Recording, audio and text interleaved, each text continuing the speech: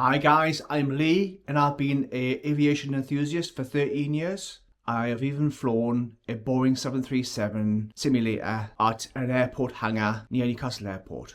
So here are 15 of the most common aviation questions. So the first one is, what are black boxes? So black boxes basically record a plethora of parameters in the aircraft. They also record the cockpit conversations, which is critical during investigation. Second question, why has MH370 never been found? Well, it's been 11 years since the accident happened. My belief is the captain was responsible for the flight deviation. He had the years of experience on the 777, but also in the air as well, in that sort of area of Malaysia. And he choreographed the deviations to the precise second, basically. So the reason why the plane's never been found is because it is buried deep in the Indian Ocean. The captain's intent was to crash the plane in a location where it can never be found. Third question, what is a stall and why does it happen? So a stall can happen for many reasons. A stall occurs when the wings don't provide enough lift. This can happen during takeoff, during landing even.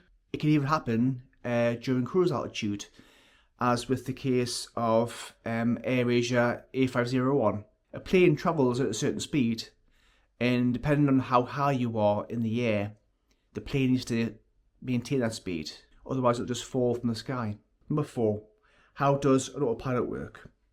Well, the pilots will input the waypoints, which are motorway junctions in the sky.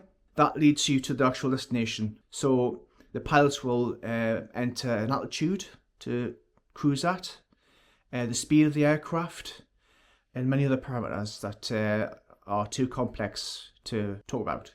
Number 5, what are flaps and slats? So the flaps are the leading edge of a wing on the back, and slats are the leading edge on the front of a wing as well. So these provide lift at low altitude, at low speeds. So during takeoff, any pilot will have to manually adjust the flap setting to 15 or maybe 30 degrees, depending on the aircraft.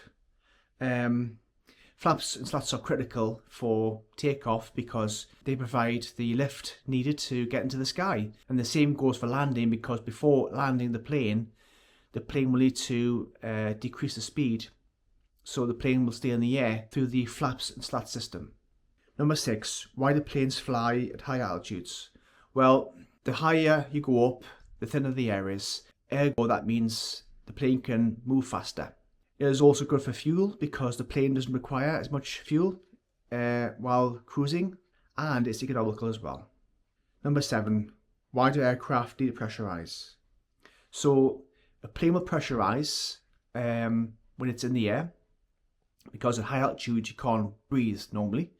Because again, the air is thin, you can't really breathe above 10,000 feet.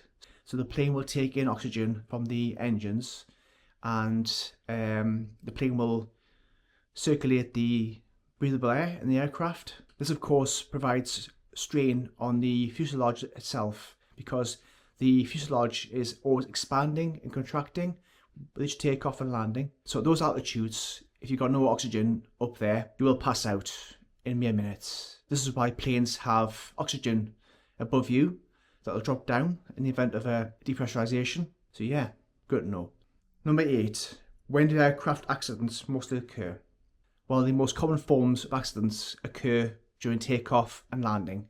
It does happen occasionally in flight, but very rare. Number 9, what is wake turbulence? So turbulence, as we all know, is a change of direction in the air. Wake turbulence is when an aircraft is ahead of you because the wingtips provide vortices, like many tornadoes. So pilots are trained to distance themselves from other planes in the air. Number 10, is it safe to fly? Absolutely. While accidents do occur, aviation has never been safer. I think for every 3 million flights in the air, there's 1 or 2 accidents. So it's a very low rate of accidents. Number 11, what is coffin corner? So we mentioned that at high altitudes the air is thinner and the plane can push through faster, but when you reach high altitudes a plane needs to maintain its speed, otherwise it stalls and falls out the sky. Number 12, what happens when a plane runs out of fuel? So a plane won't simply drop out of the sky. Depending on the altitude, they will glide all the way to ground level. Planes today are designed to be so good in the air, even without fuel. So a plane won't fall out of the sky immediately when there's no fuel left. Number 13, what does V1 mean? So during takeoff, the pilots will monitor the speed. With each aircraft, whether it's a 737 or an A380 or an A320, they'll all have a designated speed in which to take off.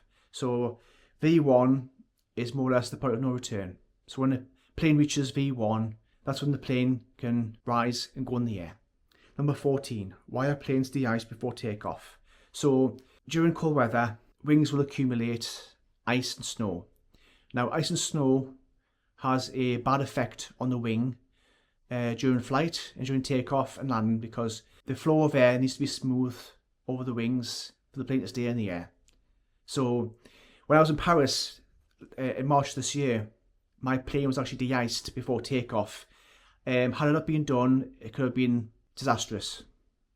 And last but not least, number 15. Where is the safest place to sit in an airplane? Well, there's no tangible evidence to suggest that sitting in the back or sitting in the front is safest, because when an accident happens, an accident can happen from the front, the back. It could be a breakup mid-air, so you're more or less screwed either way.